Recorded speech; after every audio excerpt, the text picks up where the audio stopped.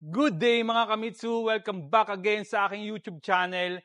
Ito po ang inyong lingkod na si Daryl James Foronda, your sales executive here at Mitsubishi Pick-Abad Santos, Tondo, Manila.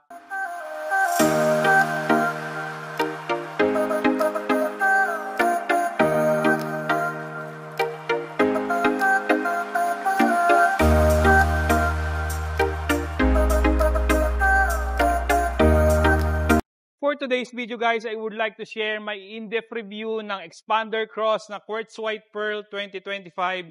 So sa mga naghahanap po ng unit na ganito, may available po tayo ngayon dito sa casa. So pwede nyo ako i-message sa screen. Nandiyan na po yung aking full contact details. You can reach me on my social media account. Din yung mga number na naka-flash sa screen is Viber Ready and WhatsApp.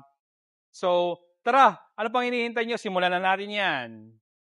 So again guys, si Expander Cross is same pa rin naman, gumagamit pa rin siya ng green laminated windshield.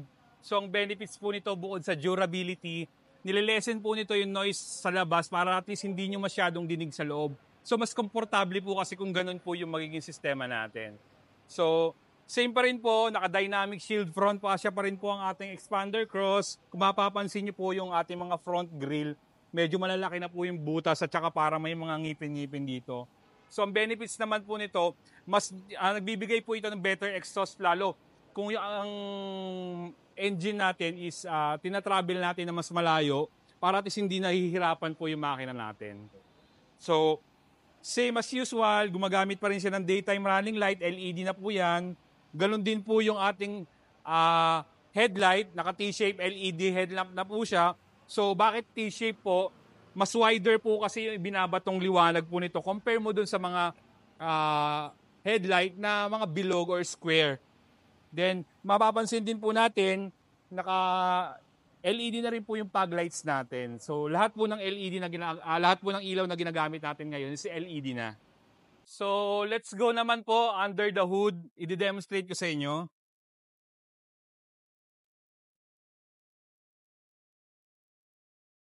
Same pa rin po as usual ang ating Expander is gumagamit pa rin ng 4A91 1.5 gasoline engine, 16 valve with double overhead camshaft and Maybach technology. So Maybach technology, it means Mitsubishi Innovative Vibe Electronic Control System. So it gives more power, less emission and fuel efficient. So yun guys, same pa rin po. Ang ating Expander Cross is gumagamit ng two-tone alloy wheel 17-inch. Then ang kanyang tire size is 205/55 by R17. So nagtataka po yung iba bakit sobrang lambot ng suspension ng ating mga Mitsubishi vehicle. Bakit po? Kasi po si Expander Cross is gumagamit ng MacPherson strut with coil spring and stabilizer bar. While sa likod naman po, is torsion bin pa rin naman po. At ito guys, isa sa mga deciding factor kung bakit Expander Cross ang pinipili ng mga previous client ko. So kung mapapansin po natin, medyo mataas po yung ground clearance nito. Meron po itong sukat ng 225mm. So hindi po tayo mangangamba kapag sumuong tayo sa baha at aabutin yung ating sasakyan. So medyo mataas po yung ating ground clearance. Then kung mapapansin po din natin, may mga side fender flare na po ito o body clogging hanggang dito sa dulo. So pinaka-benefits po nito, halimbawa, nagasgasan yung vehicle natin, hindi directly tatama sa body ng sasakyan natin. So dito po muna. Then mapapansin nyo rin po sa side mirrors po ng ating Expander Cross, auto-fold na rin po yan with turn signal light, naka-integrated po. Then, meron na rin po itong keyless entry. So, basta yung susi nasa bulsa ninyo at pinindot mo to, hindi mo na kailangan directly kunin po yung susi. Doon po pindutin ang unlock at pag-lock po ng vehicle. So, dito na mismo, pipindutin na lang po natin, makakapasok na po tayo sa loob. Then, isa ito sa pinakamagandang interior ng ating Expander Cross. Meron na rin po itong roof rail. So sa ibang variant po kasi ng mga Expander natin, walang roof rail. So pagdating naman po sa brake system, ang ating Expander Cross is naka-disc brake na po yung unahan, yung likod naman po is drum brake. So equipped na rin po ito ng ABS o anti-lock braking system or EBD o electronic brake distribution. So pagdating naman po sa fuel tank capacity, ang ating Expander Cross ay merong 45 liters. Guys, ganun kadami yung pwede nating ikargang gasolina sa kanya. So hindi na kayo mangangambang pag nasa mga liblib kayong lugar, so kinakailangan nyo magpagas. So dahil sa 45 liters na yung capacity nito, so ang dami nating pwedeng ikarga. Naka-pin type antenna pa rin po ang ating Expander Cross, na gaya nga na sabi ko sa inyo, since two-tone po ito, naka-black top roof po siya. Then meron din po itong rear na spoiler na merong third brake light assist na naka-integrate sa kanya. So pag nag-brake po tayo, bukod dun sa dalawang tail light na to, iilaw din po yung ating brake light assist na yan. So ang ating Expander Cross ay naka T-shape tail light na rin po. LED rin po ito, same din po ito ng mga ilaw na nasa unahan. So dalawa po yan. Then meron na rin po itong backup camera. So pag halimbawang umaatras tayo, so hindi ko na mangangambang baka babangga ka. So meron po siyang backup camera na makikita natin doon sa infotainment system sa loob.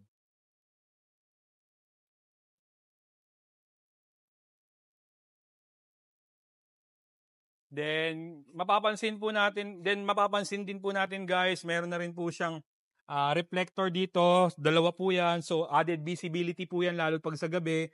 Then yung ating bumper, meron na rin pong garnish na katulad nito. Silver accent po yan. So tara guys, pasok tayo sa loob. Dito po natin simulan sa driver side. Sa pintuan, nandito po yung controllers ng ating mga windows. So ito po, then naka-central door lock na rin po ito. Although bawat pinto may individual lock naman po yan. So bawat pinto mananavigate po natin. Depende dun sa mga nakasakay. Then nandito rin po yung ating adjustment para sa side mirrors. Then meron din po itong button para ma-fold po yung ating side mirror. Halimbawa po, dumaan tayo sa mga masisikip na lugar. So sa tingin nyo naman po tatama yung ating side mirror, kahit nasa loob tayo, pwede mo siyang i-fold. Then nandito na rin po yung traction control button, pwede mo itong i-on and off. Then ito na rin po yung ating bukasan sa hood, sa gas. Then pagdating naman po sa interior, ang ating Expander Cross ay naka-leather seat na, two-tone, parang gray na bluish. With heat guard po ito ha. So, halimbawang nakapark kayo sa mga maiinit na lugar, so hindi kayo mangangamba na pagpasok nyo, sobrang init ng ating mga upuan dahil since leather siya. Then meron na rin po siyang adjustment ng height sa upuan. Yan po, kung mapapansin nyo, gumagalaw. Ganon din po yung ating sa likod. So, may adjust mo siya manually. Then, nandito na rin po yung ating controller para sa tilt and telescopic ng ating manobela. So, depende po yan sa driver preference kung gaano kalapit sa kanya yung gusto niya yung manobela.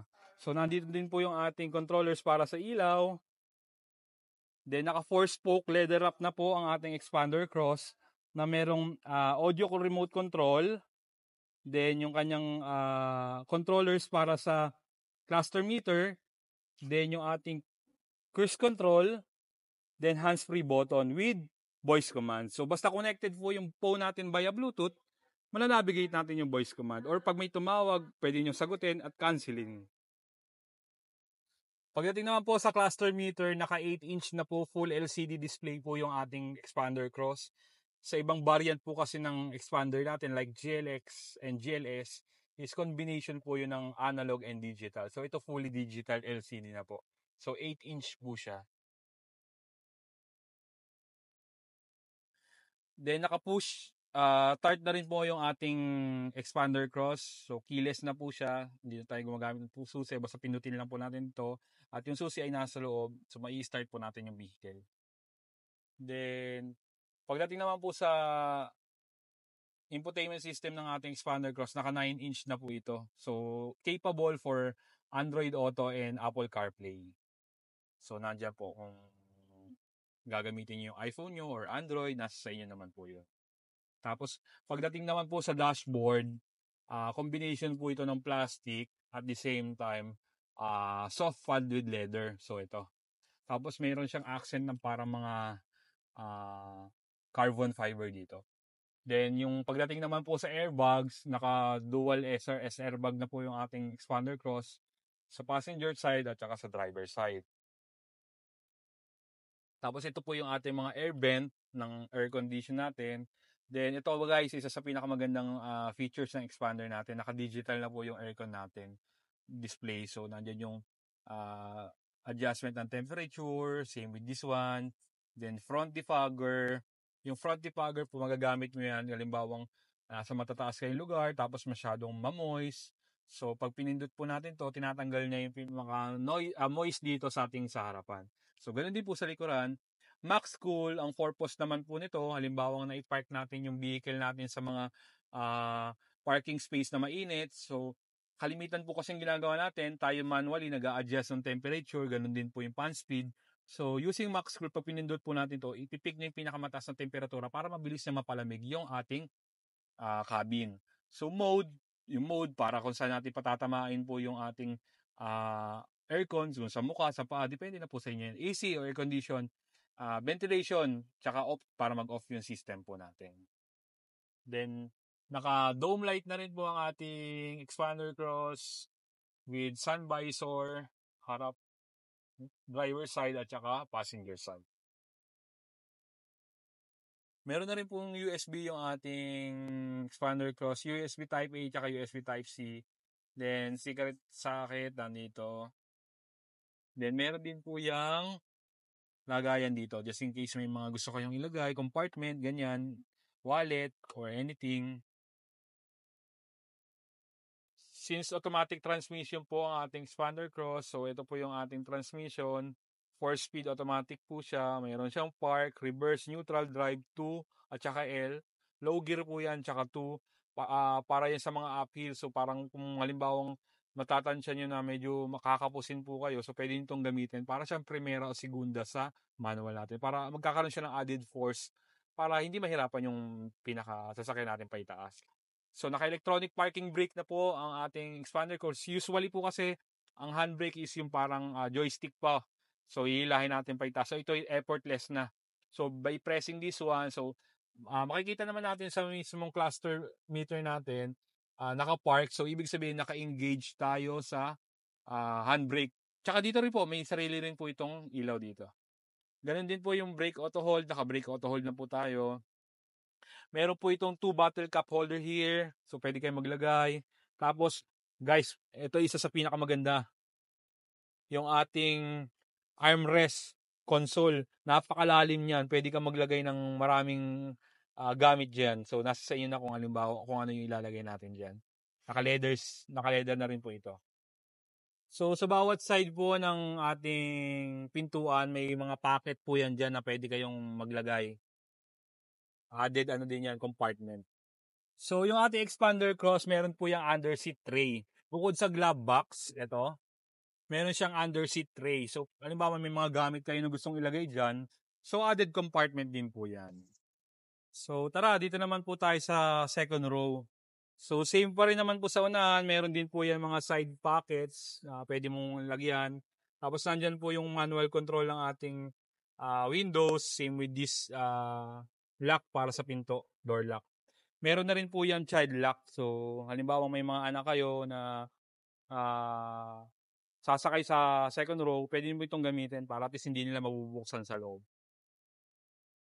Though, ang ating expander cross, meron na rin USB socket sa second row para at least hindi na sila directly pupunta sa unahan, makikicharge. So, dyan, meron yan USB Type A at USB Type C.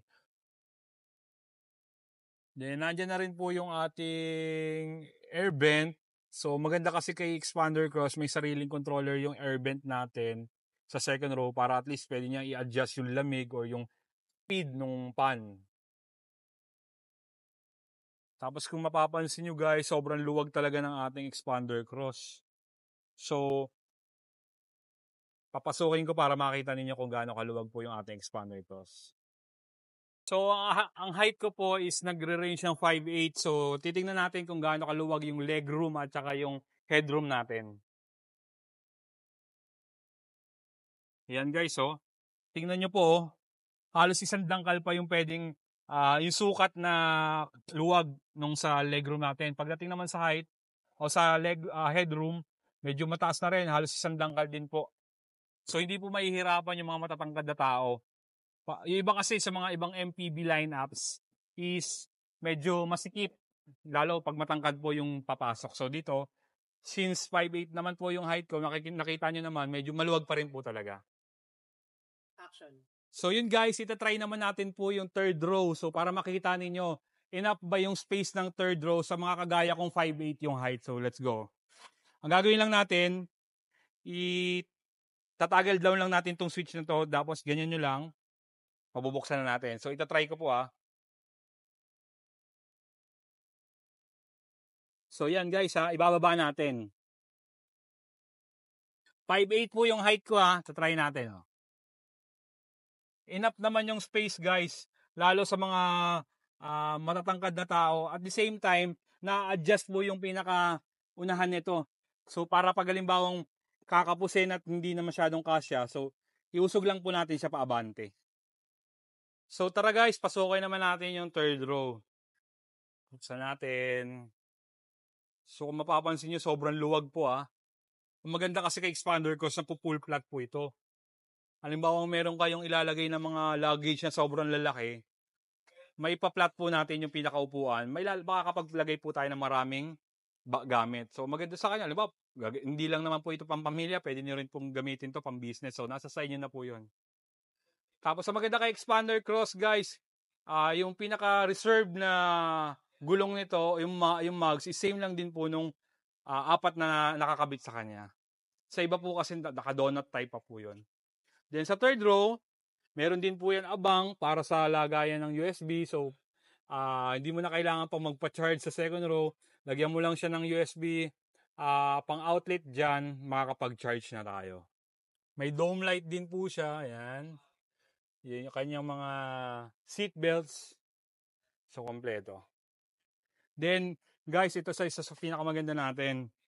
Meron po itong tray dito sa likod. So, pwede ka maglagay dyan ng mga sapatos or anything na pwede mong ilagay sa kanya. Then, yung kanyang second row, meron na rin pong or armrest na may bottle cup holders na dalawa. So, yun na guys. Ang tanong ng lahat, sulit nga ba ang 1.3 million para sa isang MPV na kagaya nito? Yes, sulit. Sulit na sulit. Bakit? Unang-una, pagdating sa looks, hindi naman may pagkakaila ang ating expander cross na may pinakagwapong MPV sa market ngayon. Performance, hindi ka bibitinin. Hindi tulad ng ibang MPV na bitin pagdating sa performance. Sa presyo at saka sa tipid sa gasolina, napakatipid guys. Just imagine, 22 km per liter para ka lang nagdadrive ng sedan. So, nandito tayo ngayon. I-discuss ko sa inyo kung ano ang promotion nito ngayon pagdating sa price, down payment at monthly amortization, tsaka mga inclusions sa standard previous at exclusive previous na ibinibigay po natin. So, ang ating expander cross na Quartz White Pearl ay may SRP 1,371,000 at mayroong all-in down payment na 63,000 pesos at may monthly amortization na 27,974. So guys, ito no, sa exciting part na tayo ng video ito, ano yung mga binibigay nating promotion o freebies sa mga client just in case natin sila mag-avail. So, let's start sa standard freebies. Nagbibigay po tayo ng genuine matting na Mitsubishi bukod dun sa deep dish matting. 3M tint, emergency warning device, 1-year comprehensive insurance. So, kagandahan po sa insurance natin, hindi po ito lock-in. So, after a year, pwede kang kumuha ng insurance sa labas. So, definitely, mas matipid kung i-compare mo sa lock-in na insurance sa bangko. So, nagbibigay din po tayo ng 3 years TPL, 3 years LTO registration, PMS Plus, guys, from 1,000 km up to 20,000 km. Free po yung labor at saka oil filter. Most likely kasi sa ibang dealer is 1,000 to 5,000 lamang po. Then guys, naka-factory rust proofing na po yung unit natin upon release. Then guys, isa sa pinakamagandang promotion namin dito sa dealer. Nagbibigay po kami ng 5 years warranty extension. Ang normal na warranty kasi ng vehicle is 100,000 or 3 years, whichever comes first. Sa amin, 5 years po. Then ang maganda sa kanya, unlimited mileage. So kahit anong milyahe ng sasakyan ninyo, basta pasok ka sa warranty natin, pasok po kayo at saka dapat alaga sa kasa yung sasakyan natin. So nasa special freebies na po tayo guys. Nagbibigay po tayo just in case na sa akin kayo kukuha ng Thailand Rain Visor, Expander Cross Hood Emblem, Mitsubishi Keychain, full high definition na dashcam, car cover, 3-row deep dish matting bukod dun sa regular matting na binibigay natin. Mitsubishi umbrella, full set of garnish from headlight, taillight, door handle garnish at saka gas tank garnish. Bosch Europa horn, i-upgrade natin yung busina niya from regular na busina into Bosch Europa horn. So nagbibigay din po tayo ng titanium muffler tip o tailpipe finisher, car vacuum, side step seal, cargo trunk tray at saka carbon steering wheel cover. If in case na ngayon kayo mag-a-avail, meron pang nakaabang sa inyo na additional freebies. So kung nagustuhan nyo yung mga gantong video, please do like, share, and subscribe to my YouTube channel. At saka sa mga nagbabalak ang gusto kumuha ng sasakyan na to, Nasa screen po yung aking full contact details. You can reach me on my social media account. Then yung mga number na naka-flash sa screen is Viber Ready and WhatsApp. So once again guys, this is your sales consultant, Daryl James Poronda. Now signing out. Ciao!